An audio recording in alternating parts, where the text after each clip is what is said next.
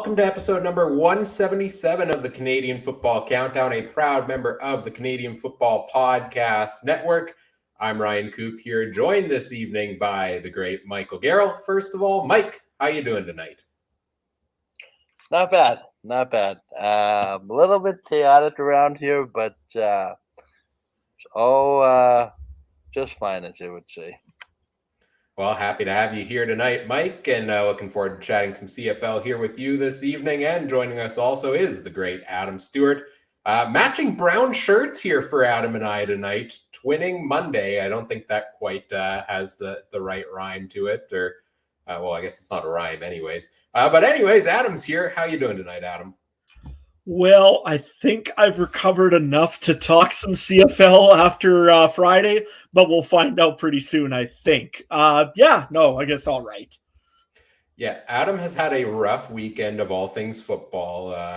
Saskatchewan Roughriders fan, Cleveland Browns fan. I figured we'd wear the brown shirts to memorialize this weekend in football for you. But hopefully you get some fun out of it by talking about everything from the CFL here today as well. Of course, we are live on a variety of different platforms, all thanks to our presenting sponsor, Game Time TV. Learn more by visiting watch.gametimetv.ca or by following on Facebook at facebook.com/GameTimeTVMB. We'll be taking your comments, we'll be taking your questions in the live chat throughout the night. I see Trey is joining us in the chat here as well. And we're going to recap everything from week number 15 in the CFL. 3 games this past weekend. We'll touch on the major storylines. We'll recap our fantasy and betting results, give our players of the week, and update our power rankings here tonight as well. But before we go any further, as always, I do want to acknowledge that the Canadian Football Countdown is brought to you from Treaty 1 territory, traditional territory of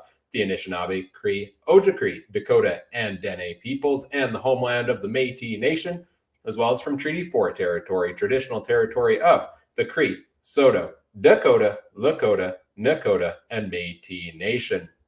Before we get into things, we'd also like to take a moment to thank one of our sponsors for this episode of the podcast, and that's Betstamp. There are so many different sports books out there these days, and each one offers you different prices on the same games. How do you ensure you're getting the best value? Well, Betstamp provides you all of that info by simply allowing you to pull up a game, a CFL game, MLB, NBA, NFL, anything you want. Most sports, they're all there. You can pull up the game on the app, see the odds offered by each of their different sportsbook affiliates, and it helps you place the bet that will maximize the return for the pick you're making. And if you find some odds you like, you can sign up at the corresponding site through the Betstamp BetLink page, link your accounts to the app, and easily track the wagers you're making. If you want extra insight before you place your wagers, check out the commission-free Betstamp Marketplace, where you can see the bets that others have placed, and through their verified bet tracking, you get the guarantee that the odds others have picked are verified and legitimate. You can find our consensus CFL picks every week there under the username CF Countdown Pod. You can also see Trey's individual picks, Trey CF Countdown. Visit betstamp.app or download the free app from your local app store. Sign up with referral code CFC to start using Betstamp free today. Best of luck with your wagers, and remember, always bet responsibly. Do not bet the farm. Well, let's get into talking about the games from this past weekend, and it starts off with one that's near and dear to a certain member of our podcast's hearts, and that's the Saskatchewan Roughriders hosting the Edmonton Elks on, I believe, the Friday night game, the lights out game in Saskatchewan for this one. And, it was lights out on them at some point here, right at the end of the game, as they do fall. The Riders do 24-26 to the Edmonton Elks. Let's go to you here first, Adam. Your initial reaction on this game. Remember back in the last game that Edmonton and Saskatchewan played, right after it, I was upset because the Saskatchewan Roughriders proved again and again that they have absolutely, positively no offensive line whatsoever. Guess what I'm doing tonight? I am going to start ranting on the offensive line again. 8 sacks. 7 pass knockdowns. Fajardo was just scared out of the pocket. And you could say whatever you want. I've read the news. Cody Fajardo saying, it felt like everybody was against us and that we don't appreciate getting booed and everything. Saskatchewan has had enough. this offensive line is not good enough to play CJFL football right now, let alone CFL football. This has been an absolute atrocity, and it's holding back a very good, I think, Saskatchewan football team. Has it been all Cody Fajardo? No. But has a lot of this been because of offensive line and getting no assistance? Yes. That being said, the last 2 weeks now, the Saskatchewan Roughriders have not played anywhere near as good as their defense should play as well. Their defense is terrible. Mike is smiling because he knows I'm going to tear the Riders apart. The defense has been gruesome. Only one sack on a guy that has pretty much put in a patch meal offensive line also for most of his season. I mean, come on. The other thing also that's embarrassing is Taylor Cornelius is not knowing as a running quarterback, and he had an amazing running game. The guy had 237 yards passing, had a rushing yardage of 93 yards. What are we doing in Saskatchewan right now? Kevin Brown, the same thing as well, over 100 yards rushing for a guy that's only been in the league for 3 games. I am still not... Trey, I know you put down that you said you believed that Saskatchewan was going to win the cup this year. I did too. I thought that this was a team that could bring it together. You know what? I don't see anything being brought together anymore. I see a lot of things getting ripped apart. And yes, likely Dan Clark is back in 2 weeks after the bye here. I don't see it being any help anymore. This team is just not good enough. It's as simple as that. Mike? I'm floored because I agree with 95% of what you're saying. The other 5% of me says they're in the playoff spot. Yeah, albeit by In all honesty, Mike, 2 games. You got one against Hamilton right now. Hamilton, well, we'll talk about them in a few minutes, but let's face it, if Hamilton gets anywhere near on even lukewarm, the Riders are out of the playoffs. I guess, to me, and you can be critical all you want, and that's okay. But just to talk about Hamilton for a minute, because I know that's kind of where you went. I'm not sure that, Hamilton is as good as they played if you look at the fourth quarter. We'll get to that in a minute. But you know what? The old adage, you got to be in the playoffs to have a chance to win. And as long as you lace up for a playoff game, you have a chance to win. Now, your confidence is probably at an all-time low for most of, Rider Nation. But I just can't fathom that this team started 4-1, and this is where we are. They're 2-7 since then. I think that's where the stats. Worst record in the league, worse than Edmonton, and worse than a couple other teams. And you're hosting the Grey Cup. Floored. Absolutely floored. I thought the Riders would be challenging for first place if the first 5 games were any indication. But I hate to say this. They're going to make the playoffs because I don't see anybody in the East getting 3 more wins than the Riders. However, my mind might change depending on what comes out of the bye in that first game against Winnipeg. Now, that'll be against a snarly Winnipeg team for obvious reasons, but we'll discuss in a little bit. But as much as things are broken right now, that defense we've seen can put it together. That offense can put it together. We're talking about a few mistakes difference in winning the game. Was it not pretty? Yeah, but you kind of saw this loss coming, the way it was kind of building the last little while, too. So I see it both ways. They're probably going to make the playoffs as the crossover, and anything can happen. But the optimism meter is at a 1 out of 10 for most. And Edmonton is just spoiling team seasons, and you can't fire management in season in Saskatchewan. There's a smoking gun about to go off in Saskatchewan, and I'm very curious to see who the fall guy is if they don't make it anywhere in the playoffs. I'll say it this way though, Mike. I'm looking at the schedule right now. Saskatchewan has the number one team in the league, the Winnipeg Blue Bombers, next week. Not next week, the week after, I suppose. Then you get the Calgary Stampeders 2 times, who are fighting tooth and nail with the BC Lions for second and third right now in the West. So they're going to come in guns a-blazing. Then you've got the Hamilton Tiger Cats, who's also fighting for their playoff lives. Saskatchewan had an opportunity this week to put out the Edmonton.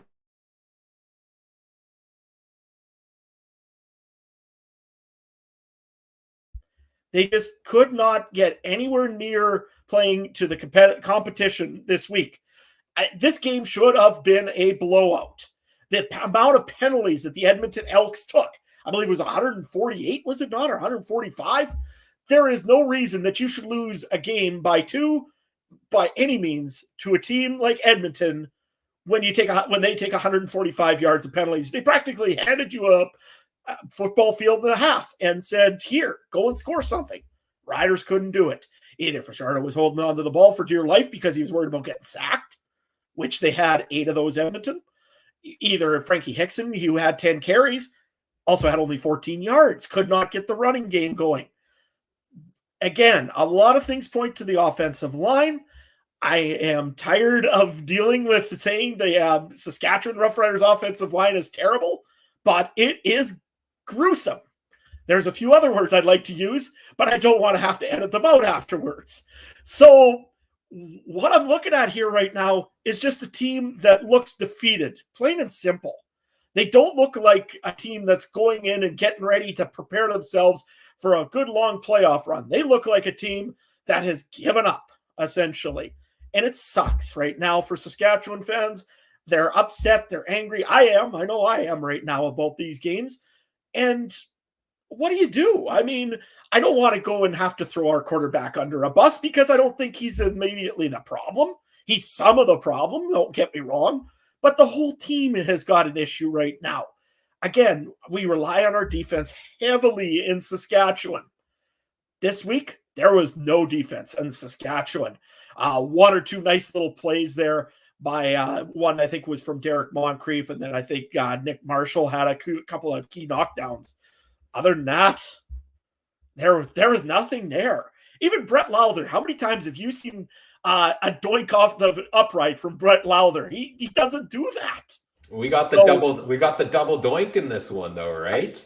I think if we got the triple doink in Saskatchewan, we get a free ice cream cone from Dairy Queen across the road.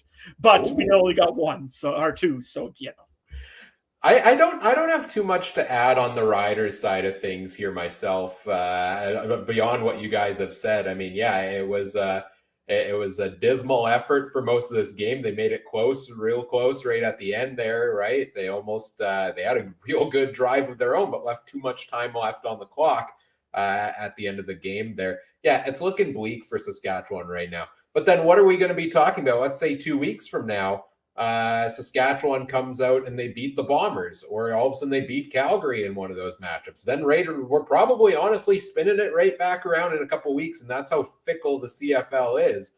That then we're talking about, okay, Saskatchewan's in the driver's spot for that East Division playoff, and then it's 2 wins to get home to the Grey Cup at home potentially. And they seem to play better on the road. So if they're going out on the road for a couple of games there, maybe that's something for them. But I want to talk about Edmonton here, because as much as we can talk about how much this game sucked for Saskatchewan for the most part, kudos to Edmonton. Kudos to that defensive line, all those sacks they put up, holding Frankie Hickson, who's been one of the brightest, up-and-coming running backs this season, to, like you said, 10 carries for 14 yards was a surprising total there. And the offense, Taylor Cornelius signed a 2-year contract extension. And we talked about on Wednesday that he needs to go and, prove that it was worth it. Yeah, he did it pretty early on in the game with, what was it, a 56-yard carry, I believe, for one Taylor Cornelius. like you said, Adam, he doesn't normally run a ton. He's getting more in that direction, but he ran a lot in this one, almost 100 yards and a touchdown for him. I mean, they had over 200 yards rushing on the day between him and Kevin Brown.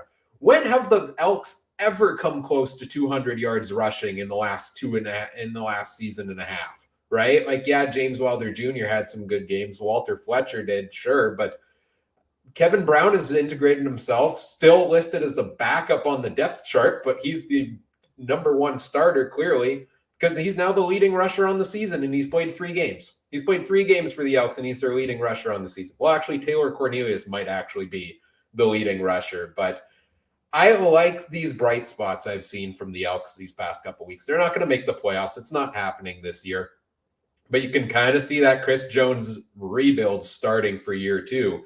And I want to know what they're going to do in the offseason to work with that, because they've got good pieces. Kevin Brown's a good piece. Taylor Cornelius, I think, is a good piece. Dylan Mitchell, boom, long touchdown, 4th straight week for him, right? So Christian Salisbury even looked real good on the return game, and they almost had a long return there that ended up getting called back by a penalty. So, yeah, I'm high on what I've seen from the Elks lately, because I kind of thought they were going to get in this routine all season, right? Is slow start to the year. Chris Jones is going to do his madhouse, shuffle the lineup every single game. Now he kind of put a consistent lineup together, and he's getting results. And maybe it was just, throw everything at the wall, find out what maybe sticks, and then we'll roll with that in the second half of the season. So I don't know. I'm impressed by this game from the Elks. You guys got anything to add here on Edmonton, Mike? Just the Taylor Cornelius extension. I know you guys may have touched on that on a previous show. Maybe not, but I haven't been around the last little while. I like that. The extension for Cornelius, I think 2 years in length. It does to me establish that he's the number 1 guy, at least on the depth chart. And then I've yet to see what the salaries look like. But I think it just goes to show that we can't write a guy off after year 1. We were ready to say that Taylor Cornelius needs to be released. Well, come back to second year, and he looks like a more improved quarterback, a more complete quarterback, and I would probably put him not near the bottom of lead starters of late if you take the sample size of maybe the last 4 or 5 weeks. But you know what? This is it. One building block at a time here. And, you have the running back. You have a couple receivers in place. Mitchell had a nice long one again.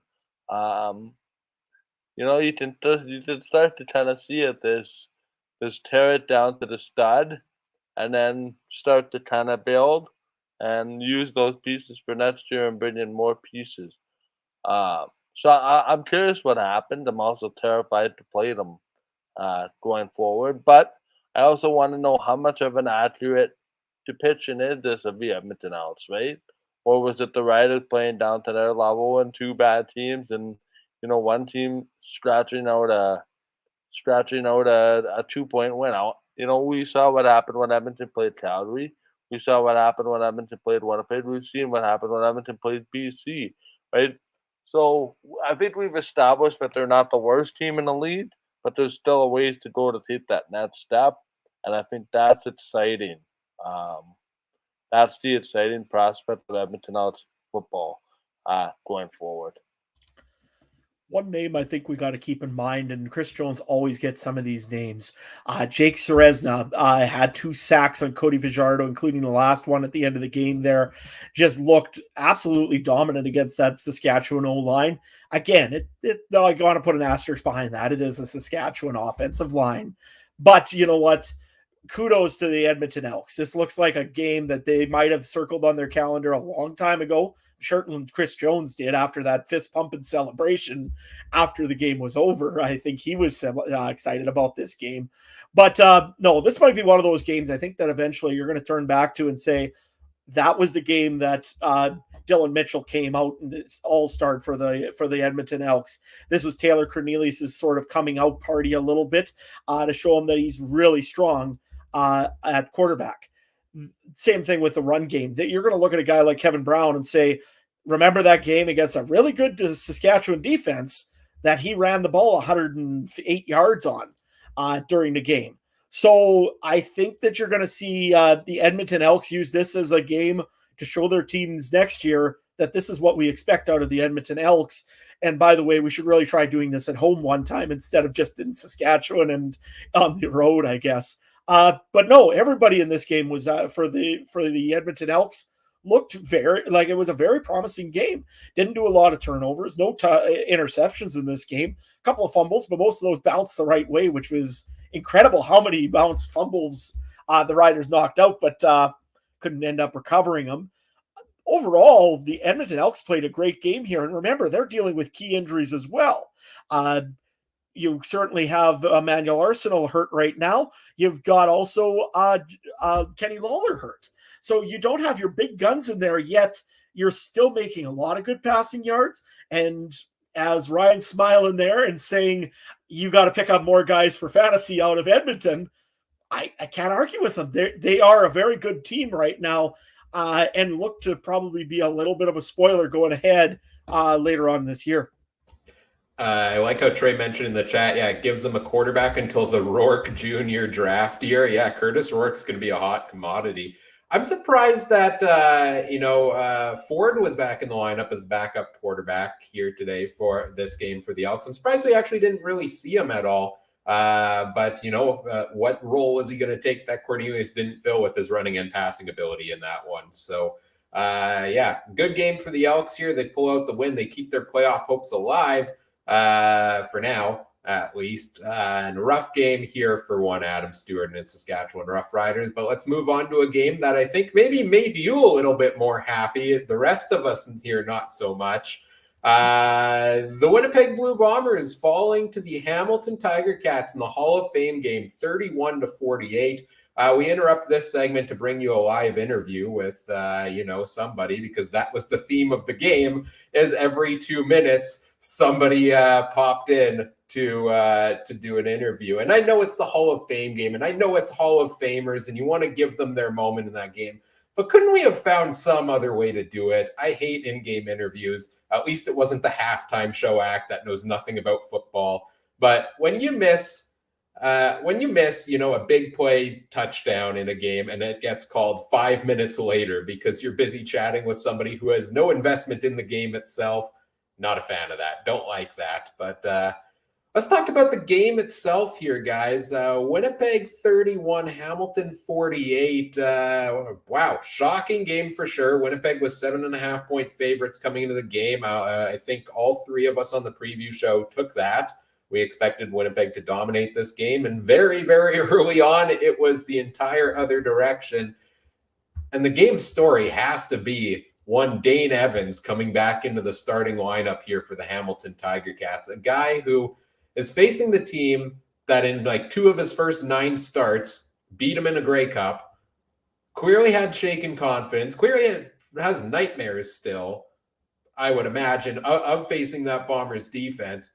Has had a really rough year this year. Like, Dane Evans has had a down season. He just hasn't played at that level that Hamilton expected when they brought him in and chose him over Jeremiah Mazzoli as their starter coming to this year. And then he comes out of the bye week this week, throws 327 yards and 5 touchdowns. Like, are you kidding me? Like, what a bizarre stat line. And I'm so flippin' happy for Dane Evans to see him be able to come out here, put up a good game together, and say in the post-game interview that, this is the best he's felt in a while. So I know we're going to get into the bad of Winnipeg here, but let's start off with talking about the good of the Ticats here. Let's go to you here first, Mike. What do you have here on this surprising effort by Hamilton? I like it, but the question is the follow-up. I'm willing to give Hamilton credit, but I'm not willing to give them all that credit, because what happened the last time the Bombers went on a bye week? They lost. How did they respond? They came back to win. How did they play in the second half? Looked pretty darn good to me. Just ran out of some time as well. That being said, not too particularly worried yet about the Bombers, but Hamilton. I don't know what to say, just because I've been so down on them for the last number of weeks, and then they pulled this off, which doesn't make a lot of sense because it's almost like it comes out of nowhere. Um, to me, this is the Hamilton Tiger Cats that I expected to see all year, and it finally showed up. The question is it sustainable? I'm not sure. Um, just like when those Bomber teams struggled and were 5-13 and 4-12, one or two games a year they would pull off an eye-popping victory that nobody saw coming. So I respect what Hamilton has done. I respect what they tried to do, but they need to follow it up. They're in the discussion now for second in the East, but they need to follow it up. To me, Dane Evans is very turnover prone. He led the league in turnovers coming in as a quarterback. Did not turn the ball over. The Bombers, to me, made a roster mistake, not dressing a lot of D linemen. They had Justin Jeffcoat go out early, and that took away their pass rush. Because to me, Dane Evans was not touched the whole game, let alone for one or two opportunities. And when you have a back end of the defense with no pass rush and the quarterback has all day long to throw, I don't know what kind of other result you expected. And hey, it's nice to see a running game in Hamilton. It's almost like they had this preconceived notion that they were going to come out and do this, and then they did it backwards. In baseball, there's a saying, you pitch the guy backwards when he knows what's coming and you throw him something else. It's almost like the Hamilton played this game backwards. 10-10 in the first quarter, bunch of turnovers. Okay, 2 turnovers end up in your end zone. It's going to happen. Not concerned yet on the Bombers. For Hamilton, I need to see a follow-up. I know that was a long rant, but that's the way I see it. How about you, Adam? Well, 2 things. One, Winnipeg, you had one job. You're supposed to beat the Ticats so that my Riders had a chance to get in the crossover. Come on. Well, anyway, in fairness, just to jump in, the Riders had one job too and didn't do it. So now fair. But that's a different story. We like blaming the Bombers for everything. So anyway, the thing I want to say on this game is one of 2 things. One, Hamilton, Dane Evans, take a bow. 327 yards, 78.1% completion percentage, and 5 touchdowns to no interceptions. Just had an amazing game. You look at the whole, it was done by committee as well. Tim White has 2 touchdowns. If I'm not mistaken here, Andre Smith, I don't know, you got a touchdown. Stephen Dunbar, another touchdown, but 66 yards, 63 yards, 54 yards. They were spreading the ball around very, very well for the Hamilton Tiger Cats, which hasn't been done almost all year.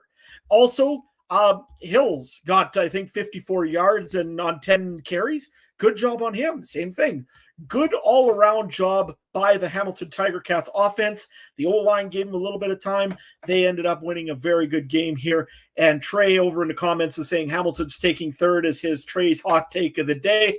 We'll see about that. I think, unfortunately, you may be right, but we'll talk later. Anyway, on the other side of the football, though, the Winnipeg Blue Bombers, Mike says he's not concerned yet. I'll tell you what, there is a trend in Winnipeg on 2 things. One, first quarter, second quarter, third quarter, you got to play those games. You can't go and let off on a foot of a very good team. If you end up playing the Calgary Stampeders, they will not back off on those second and third quarters. You look at the Bombers, the first quarter and the second quarter, that first half, they sometimes are a little suspect. Now, again, Mike's probably going to tell me, well, look at what we did to the Riders. Take the Riders out of the equation. They have had a lot of slow starts in Winnipeg. Hopefully this isn't a trend. The other thing also is the concern of health of Jackson Jeffcoat. Hopefully he's good to go by playoffs. because otherwise that's a huge loss on the one side of the Winnipeg's defense. And you seen what Hamilton did to them when that happened. It was just not pretty for the Winnipeg Blue Bombers. The other part that I want to bring up also, though, is Winnipeg is starting to get a little banged up, and it's a good thing they're going to a bye week. Again, no Greg Ellingson this week, so you were relying on guys like Greg McRae, and also you were trying to rely over on Brendan O'Leary-Orange, a new guy that's just kind of played, I think, 2 games, with Winnipeg so far this year, maybe 3. So he hasn't had a whole lot of time, although he did have some good yards, 72 yards and 19 yards after catch.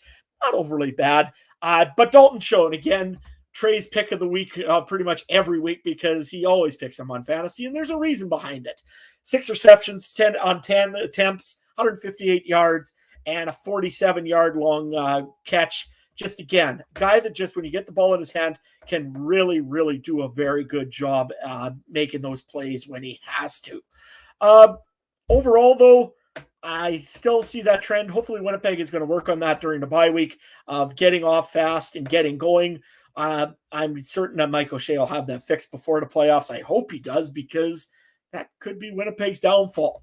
The second thing I wanted to bring up, though, with the Blue Bombers was defense. Richie Hall, come on, stop doing the bend but not breaky defense. I know that's your motto, but you've got guys that can do man coverage. You've got a guy like Adam Bighill in the backfield. You have Brandon Alexander back. You can do such things as go on to man and have a good cover, probably end up getting a couple more interceptions, maybe even a couple more tips. You never know what could happen. But running that football over on zone is just not working for you guys. You're letting way too many yards being gained on you way on the inside. I know you don't want to let up the big ball, but this defense is starting to look a little suspect, especially over in the secondary, because they're letting too many yards get in between them. I know that Trey was bringing this up before, I think, when he was talking, but I just don't know about Richie Hall's defense. And you know what? Everybody has said this for millions of years and said Richie Hall shouldn't be a defensive coordinator, and then he wins the Grey Cup. So, you know what? To me, it's a little bit of coaching, but I think he's always had the right intention. Just don't let in that big score. Let them have a field goal if they have to, but don't let them have a score. So, you know what? I just am getting a little more concerned every week with that they're letting a little bit too much into on zone defense. Ryan, what about this game for you? I mean, this game proved exactly what I've been saying about the Winnipeg Blue Bombers all season long. They are, the sloppiest 12-2 football team now I've ever seen. Like, it's the same thing. But just change the record every week. Like, everything. Like, Mike and I got into a bit of a war of words here in our group chat over this game during the week, I think, because I was harsh on them, but I'm not changing my stance anything from what I've said all season long about this team, which is that impressive, 12 wins on the season. That's always going to be impressive, but I see a lot of flaws in this team that can't be denied, which are a lot of the things Adam just mentioned here already. Like, the defense got nothing done against Dane Evans, a guy they should have been able to eat up, right, based on recent track record. And I think, everybody sees the names and knows the names, Willie Jefferson, Jackson, Jeffcoat, et cetera, and you expect, big things from that defense. They really haven't had any monstrous games. Maybe that one against the Riders, but they really haven't. We haven't seen that defensive line play to the same level. The defensive, backfield, the pass defense, that zone defense, Swiss cheese, right? Like, they're giving up yards and yards, and sure, they get the stop here and there, but it's just not happening for them. I think Zach Collaros, as good as he's looked at times this season, has had some untimely turnovers. That's the 2 losses right now. 2 of the key plays in those games have been Zach Collaros fumbles, right? The one against Montreal that went back, I think, for a touchdown, or no, that one was just a turnover. This one was one for Hamilton here. So, I see some things from this Bombers team where last week they finally played their record the way that I expect from their record. This week, once again, I saw it back to playing as a sloppy football team. And I'll tell you this, I'm still sticking close to my preseason predictions of a Calgary-Toronto Grey Cup this year. Sure, Winnipeg should go on to host the West Final, although BC is only has one more loss on the season, Winnipeg should go on to host the West Final. But I'm not picking them to win the Grey Cup this year because I don't trust the team based on the sloppiness right now. I'm not overly confident until they start dominating football games here down the stretch. I'll say that. Mike, tell me why I'm wrong. Can I just? I don't know a lot to say to that. And by the way, we did have a quite lively discussion. I respect your point, but I don't agree with it, and that's fine. But here's the thing, guys. What do we say to this 12-2 record? Is it sleepwalking through 12-2? To me, I had a lot less confidence in the Bombers last year, rolling through their opponents, than I do this year. And this team, that look is just throwing me right off. Oh man! But on a funny note, I do believe that if there was something to be worked on, this would be it. Also, the Bombers 2 losses right before a bye week. I'm not willing to concede the notion that the problems aren't going to prevent them from getting to the ultimate goal, which is the Grey Cup and winning the Grey Cup. I'm just saying that they are 12-2. They are 2 losses off of a bye week. Their problems compared to other teams are mitigated, and the record speaks for itself. The Bombers are one of those teams that can play good and get away with a lot because they take less penalties than the opposition on a given day. When the opposition gives you an extra football field a game, generally that's an extra touchdown. How many close games have the Bombers won by in and around a touchdown? Quite a bit. But guys, this is a team that knows how to turn it on when all is said and done. Realistically, did I think they would be in first place this year? Absolutely not. Because you won 2 Grey Cups, generally you're due for a regression. Might I add, a lot of injuries in the secondary. They have guys that are moving around and guys playing where they shouldn't be, and Brandon Alexander getting back in. This is a Bomber team performing above expectation, largely because of the offense being as good as they are, a run game that has materialized in the last month, and a defense that forces turnovers this last game notwithstanding. Is it all let's tear the house apart and build a new house in the next 2 weeks leading up to the playoff? No. Am I denying that there's problems? No. Do I wish to see those problems? Well, that's debatable depending on who you ask. I'm just enjoying this ride because I know that when we lose the West Final, if and when we do, we won't have any regrets based on the 2 almost 3-year run that this football team's on. And you know what? This Bomber team's given me more joy in the last 2 years than they have in the last 20 something years of my life. So, you know what? We're allowed to pick on the team. We're allowed to nitpick.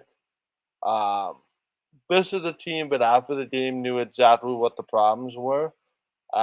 This would be a team that I do not have a lot of problems with. However, my level of concern meter rises if we start to see the same thing against Saskatchewan.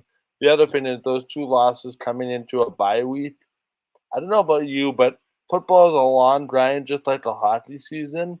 And when I know that there's a few weeks of vacation coming up, the last 2 games aren't really me, if I'm being entirely honest. So there's, to look forward to something like that. Whether you like it or not, it feeds into the mindset of a player. And guys, this is the worst game of the year for the Bombers. I'll concede that. But that football team in the second half just about did a miracle comeback. Were it not for some heroics there on the last drive, would have had a chance. A chance is only dead if you did a chance, right? But you're 12-2.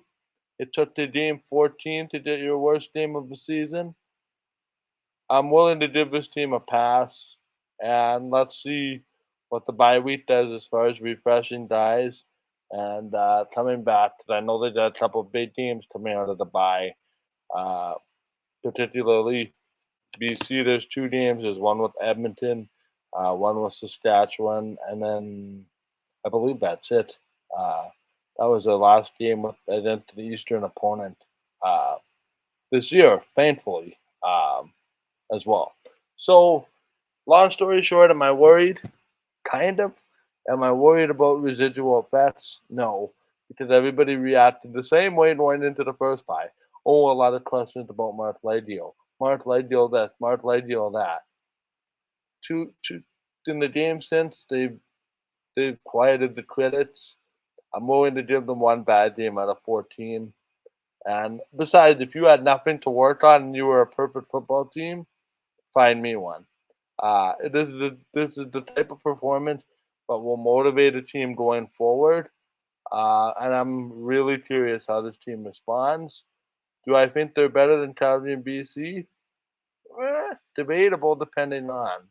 But you got to win first to get to Winnipeg, and then we'll worry about that if the Bombers are fortunate enough to finish in first place. But again, veteran teams know how to win when it counts, and that's what I'm resting on right now until proven otherwise.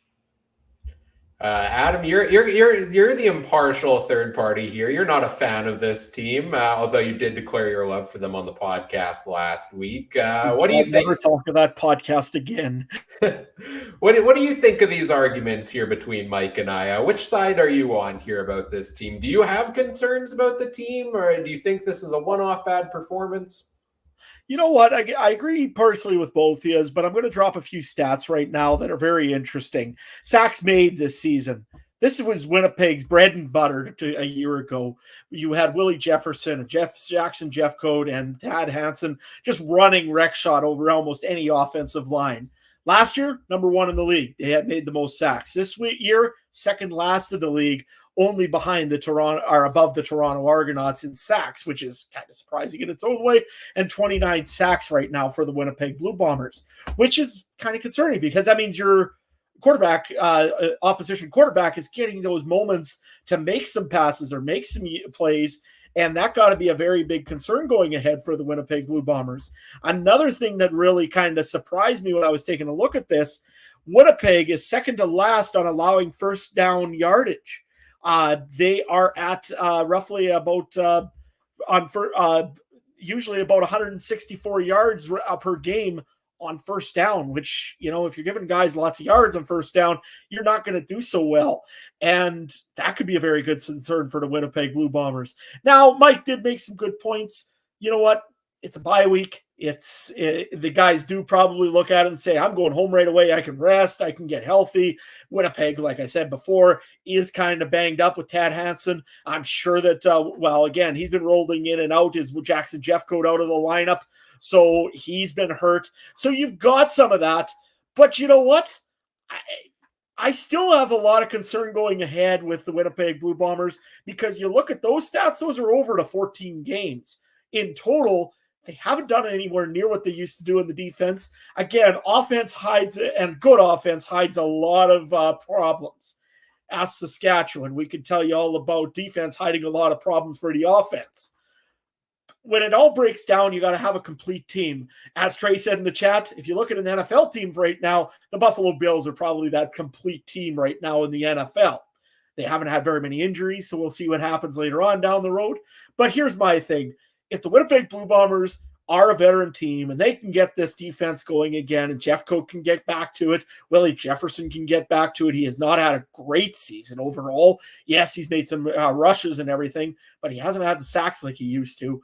If they can get all that going, Adam Bighill can start pulling stunts, coming in and making some individual plays, even on run defense on man, I think that probably you'll be okay, the Winnipeg Blue Bombers. And who knows? You got one game against one team possibly to go to the Grey Cup right now, the way it's looking like for the Winnipeg Blue Bombers.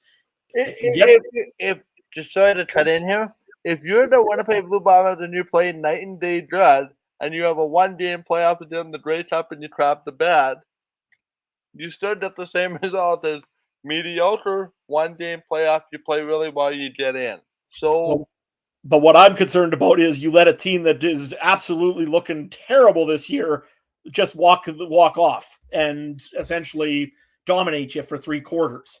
That I don't like seeing. I don't care what team it is, if it's Hamilton, if it's Ottawa, even if it's the Roughriders, you shouldn't let a bad team get a big lead on you. That being said, yes, Winnipeg can get this going, and it was a bye week, and there's other things for it. You can make up a few reasons on it, but again, in the long run, you only get one game, and against a pretty good team that has gone on. That, let's face it, the second and third place teams in the West traditionally end up going to the Grey Cup.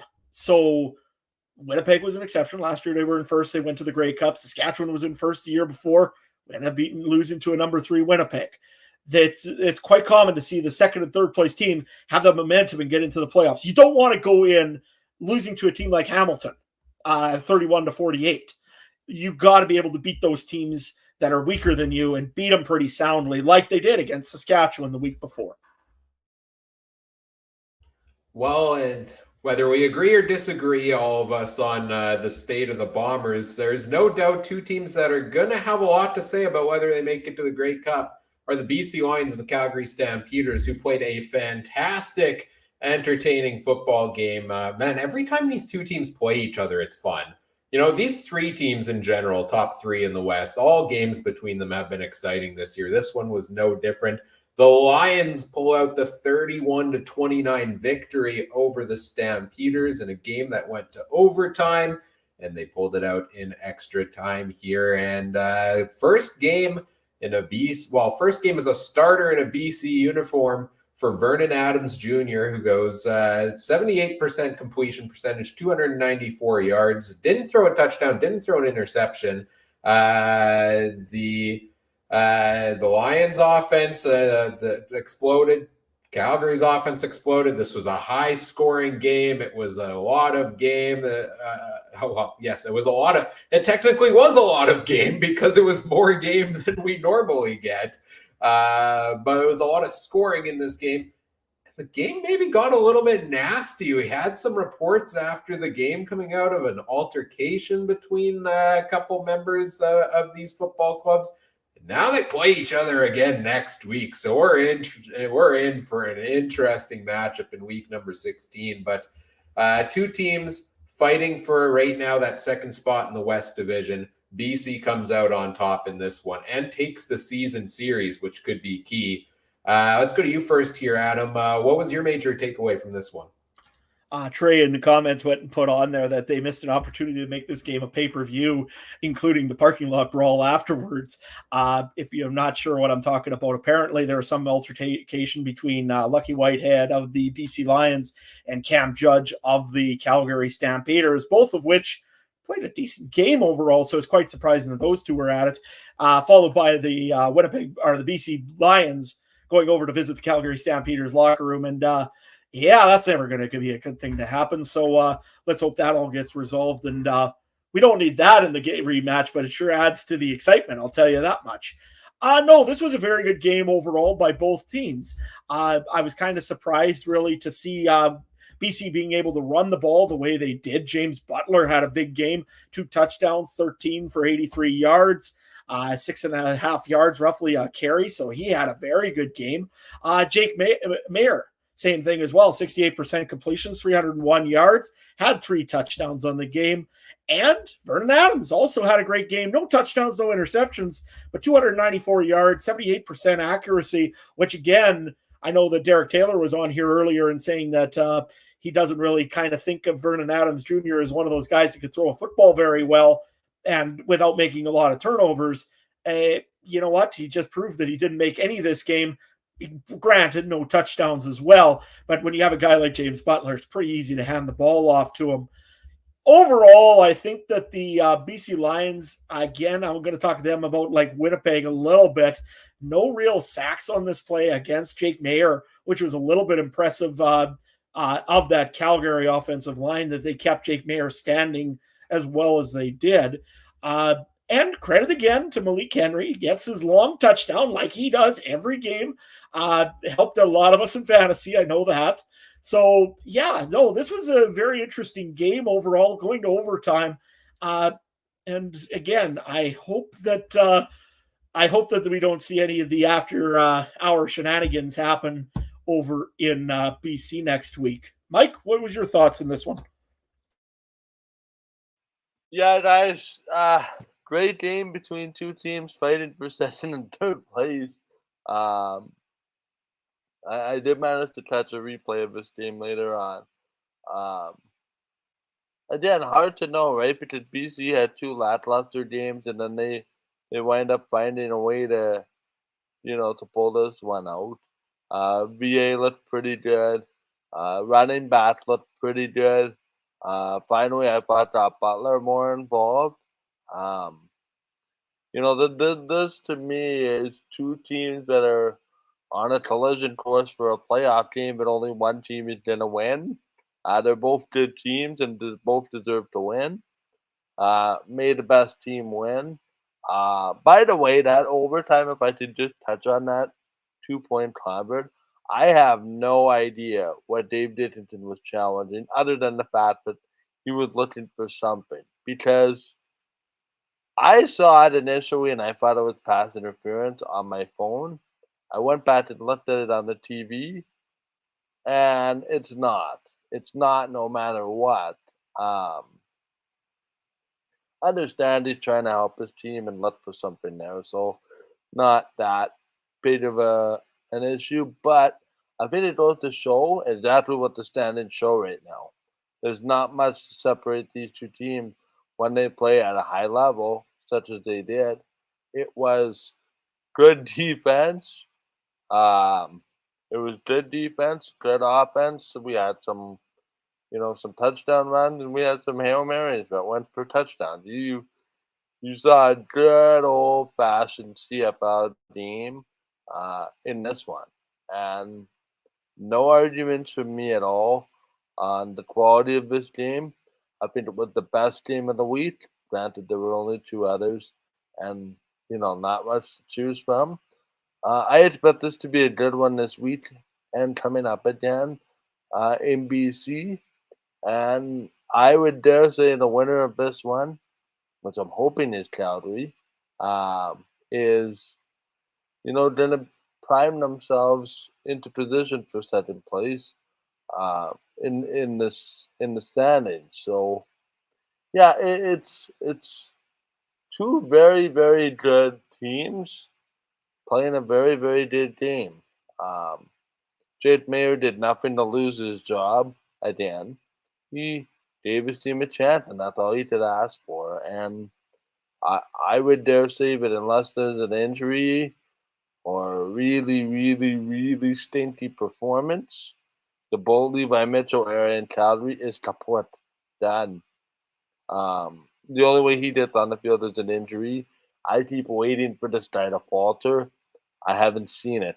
And you know what? Maybe, who knows what happens, right? If they start him earlier in the year. But, to me, franchise quarterback is there in Jake Maier. Priority one right now, prior to the playoffs for me. Sign him now. Don't let him go to the market. Make your decision right now. I think you've made your decision already, but reinforce it by getting one of them under contract ASAP. And I think it should be the guy that played behind center, because he might be one of the quote unquote the next one.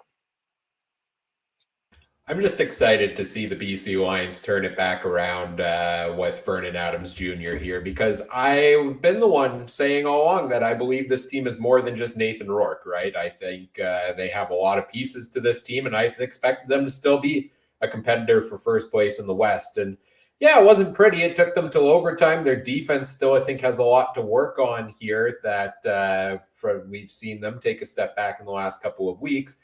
But I saw good things from the Lions here in this one as well. And the big thing for me really was that James Butler got involved. We talked about our fantasy picks on our Wednesday night preview show. You mentioned possibly taking a chance on James Butler. I thought you were crazy, Adam. I've seen Butler start the season off strong and just take a nosedive in terms of his fantasy and his on-field production in the past couple of weeks. And especially when Nathan Rourke has been out, but something changed, something clicked in this game with the offensive game plan for the Lions. They said, yeah, let's give the ball to James Butler more. And he had 83 yards on the ground. He had 18 through the air, and he had 2 touchdowns on the day. So that's a huge bright spot, and that takes a lot of pressure off of Vernon Adams, allows him to make those big plays, allows him to find those open receivers there. So yeah, I like that for BC in this one. Like I said, it wasn't pretty, but they got it done at the end of the day. If they can just shore things up on defense there going forward, if the offense can maintain that consistency, yeah, this team is in the driver's seat right now for a home playoff game. They've played one less game from Calgary. They're 2 points up. They have the tiebreaker, I think, at this point. So, the Lions should be well on their way to hosting home playoff games. Certainly a win over Calgary this week can achieve that for them. I mean, not officially, but I think it would pretty much solidify it. And I'm going to go back to my take earlier this season. Don't count BC out for first place in the West just yet. They're 2 games back. They've played 2 games less than Winnipeg. They have 1 more loss on the season. They win these next couple, and they play each other twice back-to-back at the end of the season. I think it's still possible. Yeah, it's hard. Winnipeg's got 3 more wins, but all of a sudden BC wins another one against Calgary next week. I'm telling you, BC's going to the top of my power rankings if that's the case, because if they turn this around here, I truly believe in them. Calgary, I don't really have much bad to say on them. I mean, they came so close in this, right? It was that one play in overtime. At first glance, I did think it was pass interference on that one. After more of a replay, I get the ball was maybe a little bit more out of reach in that one. But overall, good performance by Jake Mayer. Kadeem Carey, solid rushing average on this one. Malik Henry and Reggie Begelton are the top two go-to receivers for this team. Peyton Logan did a good job in the return game. The defense just needed one more stop, really, I think is all it was here for Calgary. So I'm not doom and gloom on them after this effort. But it's interesting to look at Calgary and say they've beaten every other team. They're undefeated against every other team in the league. They've now lost 5 football games this year, all to the 2 teams ahead of them in the standings that they're going to have to play in the playoffs to get to that Grey Cup. So that's mostly what I'm looking at for Calgary here down the stretch is, they play BC next week and they get 1 foot forward on that one. And then you get into the playoffs, yeah, you haven't beaten either of these teams. You may need to beat them for the first time come November if you're going to go to the dance. So we'll see what that means for Calgary here. But Jake Mayer, another good performance. Should be a starter going forward, which leads Trey to ask in the chat, say Saskatchewan might need a quarterback. Adam, would you rather the Riders sign Chris Streveler or Bo Levi Mitchell this offseason? Just why? Why do you have to bring that up, Trey? Like, come on. On a side note, it'd be Bo, but no, neither one of them. Come on. We were going to say Jake Mayer because he will not get enough out of Calgary. Nah, I'm kidding. I don't know who. I hope it's Cody Fajardo that sticks around, by the way. He's not the problem. It's the offensive line. We've been over this. I'm not going to waste more time on this now, but... Yeah, I don't want to go back onto a rant, so let's move on. Sounds good. Well, let's move on to our, I think that does it on these games here. Again, only 3 games for the week, but we did have some news that's not really CFL related, but it's kind of CFL related, unfortunately, that came out is that, hey, remember Garrett Marino? We haven't talked about him in a little bit. Well, we're going to be watching him play football here again going forward in the USFL. Adam, what do you think of Marino signing down south here after kind of getting kicked out of the CFL for, his play on the field, his conduct off the field? Does it surprise you at all that another league is taking a chance on him? We may have lost Adam. Oh, he's here. No, we lost him. Yeah, Adam was so shook by this news that he just decided to leave the podcast, and we'll bring him back here in a second. There he is. He's taking a second. Yeah, to you lost me collect for a his second thoughts. there. I hope Yeah. I'm back now. Yeah, you're Except good. everybody else is still froze. Oh, can you hear us, Adam? No, he can't. Okay, he's really shaken up by this Garrett Marino news. He doesn't know how to speak anymore. No, sorry about that, guys. I thought I was frozen. I wasn't, or was I? I guess the Rod Black answer, or was I? Anyways, nevertheless, I guess that the Shriners or the other various circuses around the U.S. probably weren't interested, so that's why he ended up in the USFL. I'm sorry. I'm sick of talking about Garrett Marino. He's gone from the league. He isn't coming back. Even in the offseason, I doubt it now because he's with the USFL. And again, if you know what the USFL was like this year, yeah, you know what? Good on you, I guess. What I don't like seeing is him going on to there and just saying, hey, look, CFL fans, I'm now over here. Ha ha, suckers. Like, dude, you got thrown out of a league. One of the longest lasting football leagues in all of North America. And you're going to go and say, ha, ha, ha, ha, ha. Well, have fun with that. We'll see how long it lasts for you. Mike? Yeah, you took the words right out of my mouth. You know what? There's a memo when the commissioner says, hey, guys, just remember I have the right to veto any contract that you sign. And that comes out shortly after one of your preeminent franchises releases a player that has had discipline issues. It's not a coincidence. Yeah, they did get that of a lead, for lack of a better term. Very, very disappointing. I hope the USFL doesn't view this as or the USFL, pardon me, doesn't view this as a publicity stunt. Certainly, I'm over it. I was over it long ago. If that's what they feel they need to do, that's their narrative, their prerogative. But as far as I'm concerned, Garrett Marino is far from the bane of existence of my memory. The last memory I have is him kicking out our quarterback. You know, whether you argue that was intentional or not is up for debate, but he is no longer in the CFL. I wish him a best of luck. I hope he learns, and I hope he's a good football player. The problem is there's a lot of them that can't get out of their own way, I think would be a polite way to put it. I think he could be one of the best DNs in the league if he played the way he could within the rules. The problem is he can't follow the rules, so maybe this is a learning experience for him and one of those rebuilding his image. I hope he has success. I really do, but I am skeptical whether that will happen.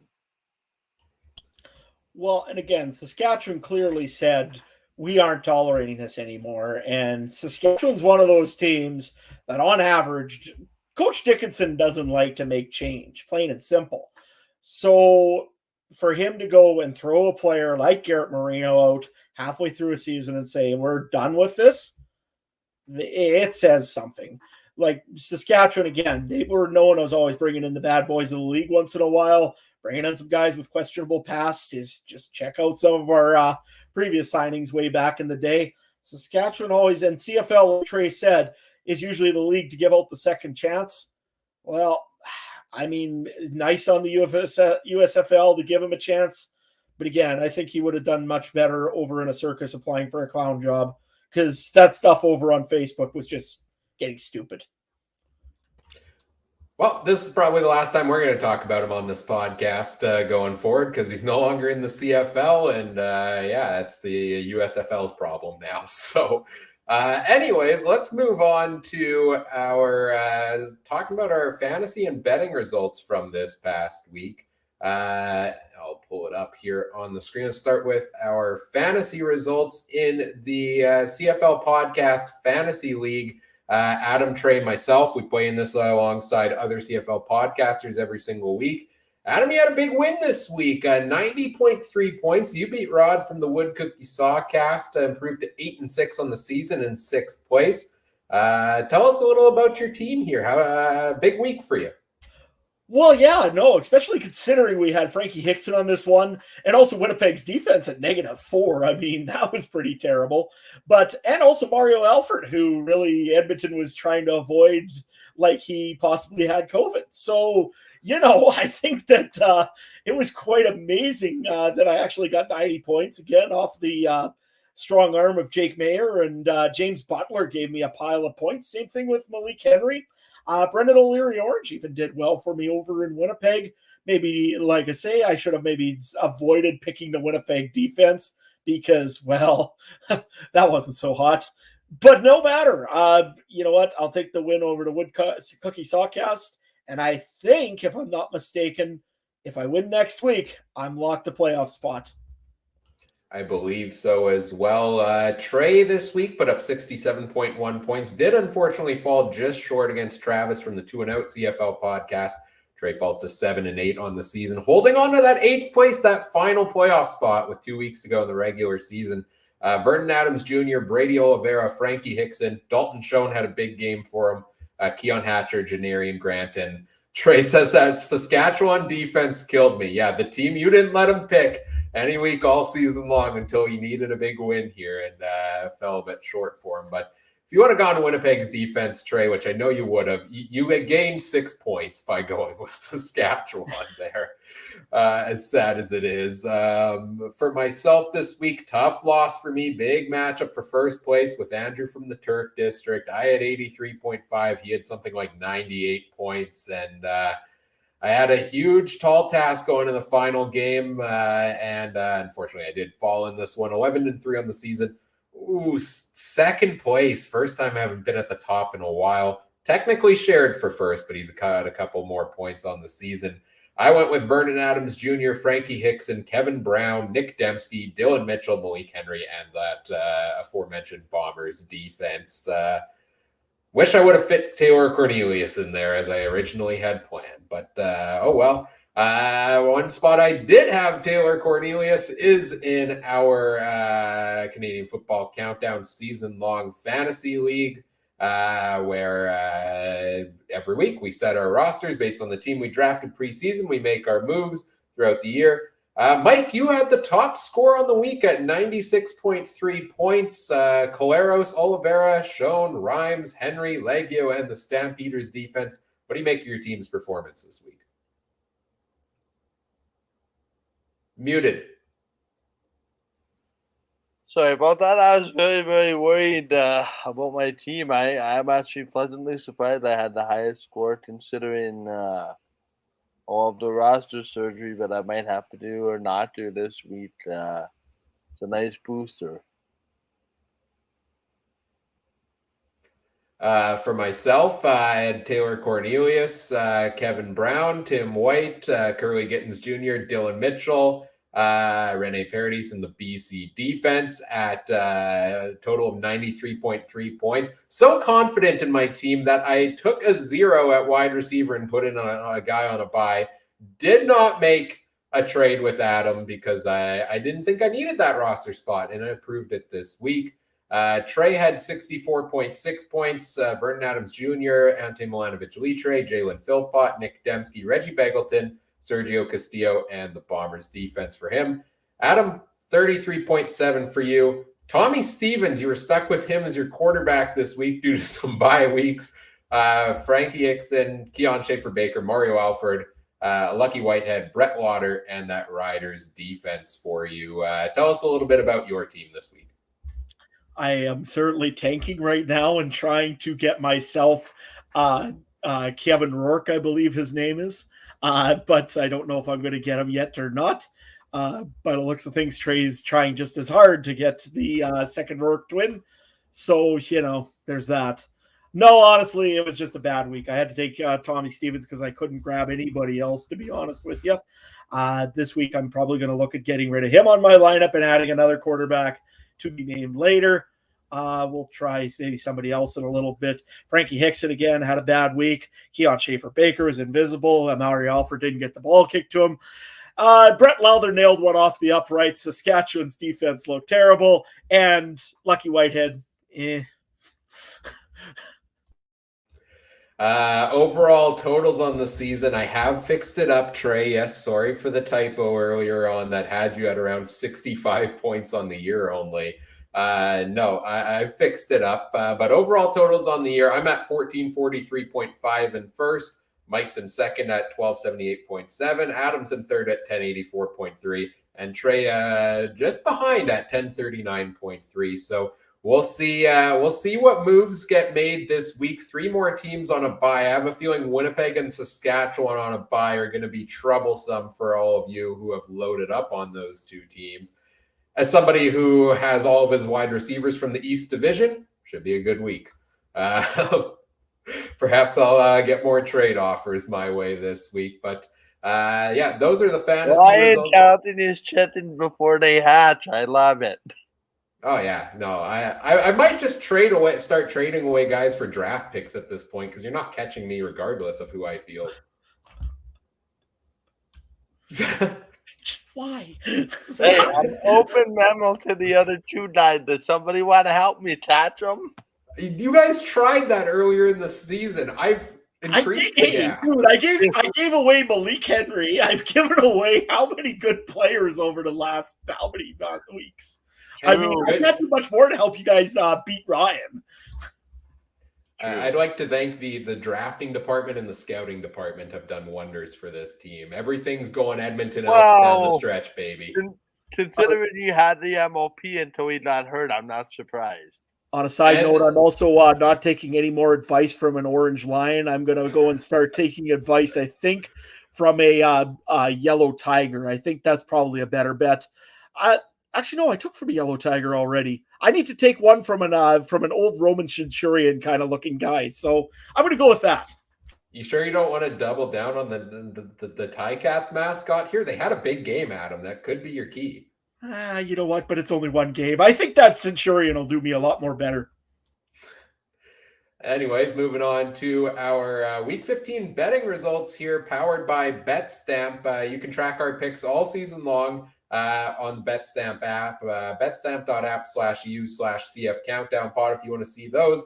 And Betstamp is a free app that helps you find the best odds across many different sports books. Visit betstamp.app today and sign up with code CFC to get started. See the best odds, make your picks, track your picks, all of that fun stuff. We did our picks against the spread this past week, and Trey had the best week out of Trey, Adam, and myself on our preview show with a 2-1 record. He had Edmonton at +8, BC at +6.5, and Winnipeg at -7.5. A 2-1 week for Trey, a 34-24 record on the season, well in first place there. For myself, I had Edmonton at +8, but I did take the Bombers at -7.5, and I took Calgary at -6.5. So 1-2 for me, 31-27 on the season. Adam, 0-3 week this week. This was a rough, man. We're not even kidding when we say this was a rough weekend of football for you. Is senior hockey here yet?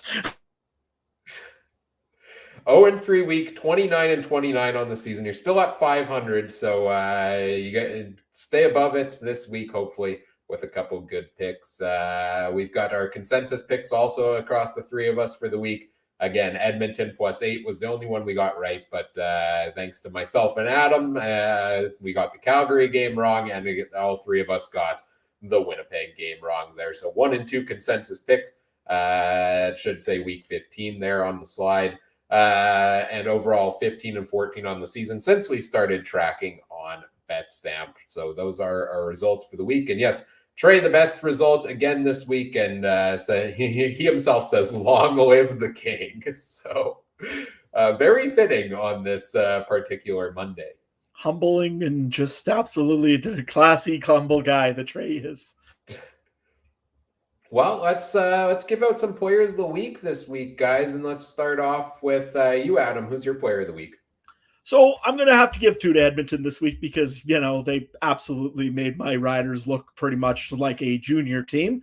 Anyway, I'm going to go with the honorable mention real quick here is to the Edmonton Elks defense.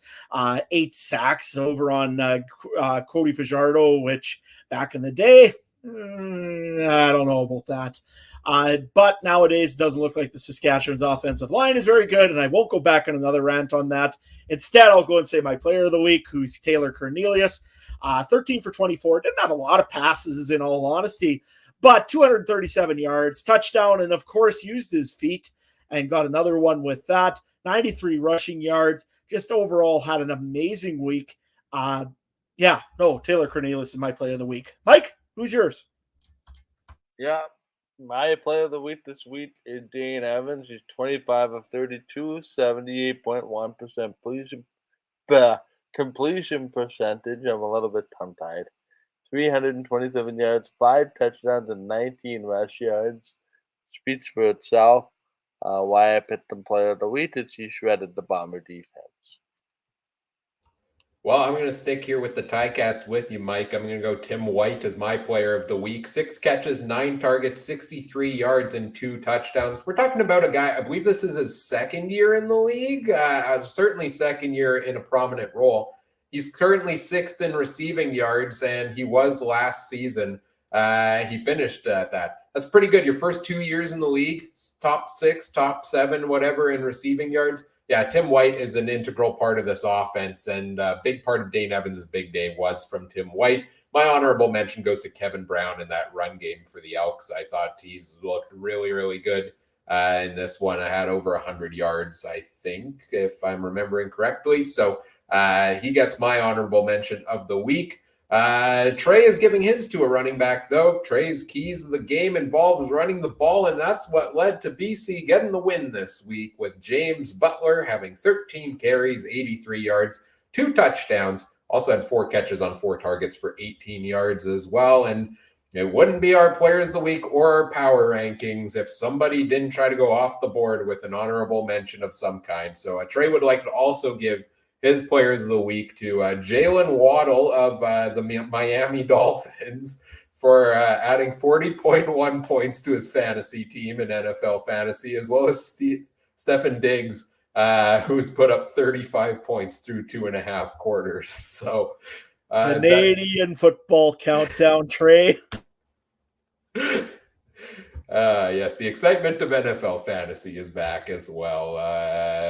Wild weekend in the NFL once again also. Let's talk power rankings for this week. Again, you can see I did not have a ton of time today and was rushing to get these slides done at the last second. This should say week 15. Apologies for all of that.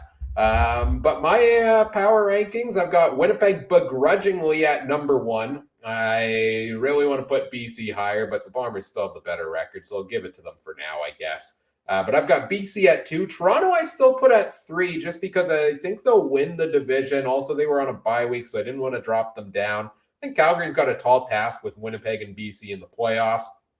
But I do have Calgary at number 4. I got Montreal at number 5. They were on a bye week this week as well. Hamilton jumps up to 6 for me. I thought they looked good, and Dane Evans could use this as a rallying point. I think it's huge for his confidence.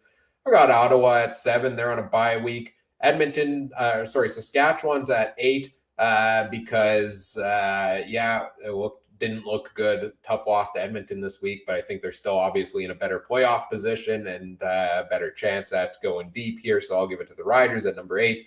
Then Edmonton, good win. I like a lot of what I've seen for them.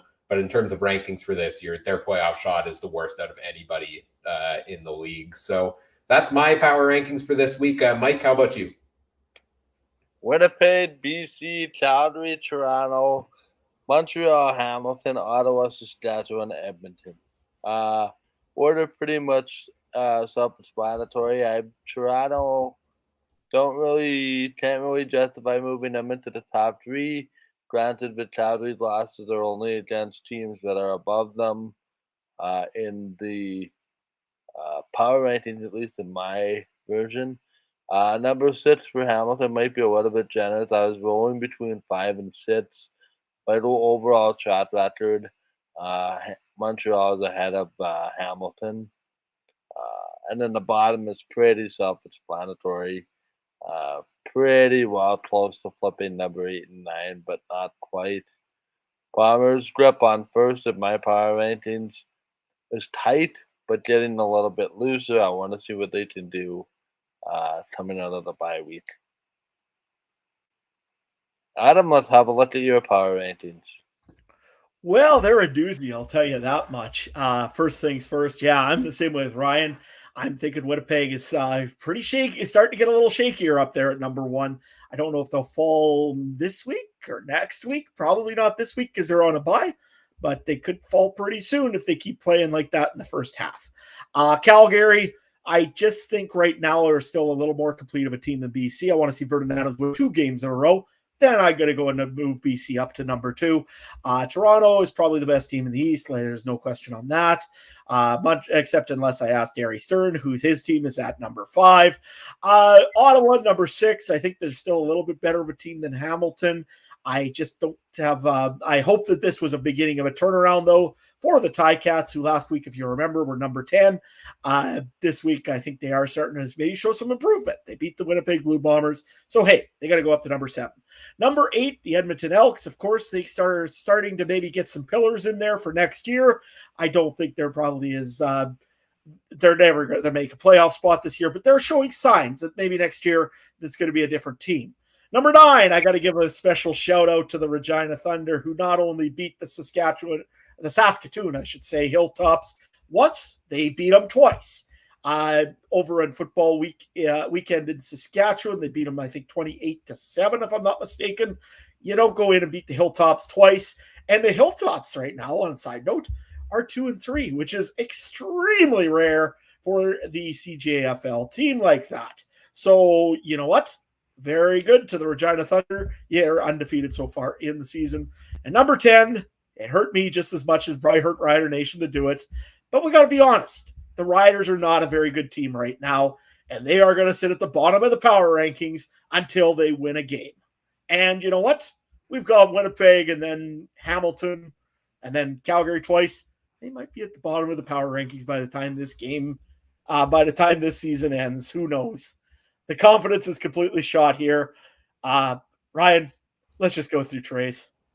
Yeah, Trey's got Winnipeg at 1, BC at 2, Calgary at 3. So he's agreeing with Mike there. Toronto at 4, Montreal at 5, Hamilton at 6, Ottawa at 7. So still in lockstep with you there, Mike. But Edmonton at 8 and Saskatchewan at 9. And did say he feels bad putting Saskatchewan at number 9, but felt better when he saw that Adam put them at number 10 on his rankings.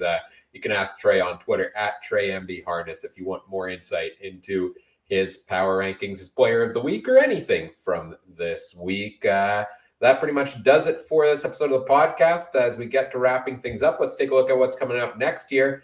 A bit of a programming note. I mentioned this last Wednesday, but my schedule's changing a little bit here for the next couple of weeks. So I'm unfortunately going to be unavailable Monday and Wednesday nights, which means, Adam, I'm turning the keys over to you and Trey Wednesday night for the Week 16 preview show, Wednesday, September 21st, 9 p.m. Winnipeg time, 8 p.m. Saskatchewan time. Adjust to your other time zones accordingly.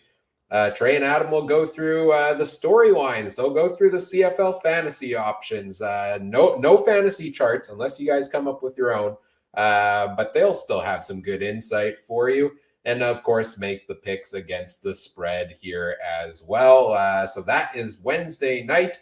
Adam gets the keys then, Trey gets the keys then, and then the following Monday, Mike, the keys go over to you as you host our weekly recap, where we'll do the same things we did tonight, discuss each of the games, give players the week update, power rankings, and more. 9 p.m. Winnipeg time, 8 p.m. Saskatchewan on Monday for that one as well. You can catch all of these shows, all of our shows all season long.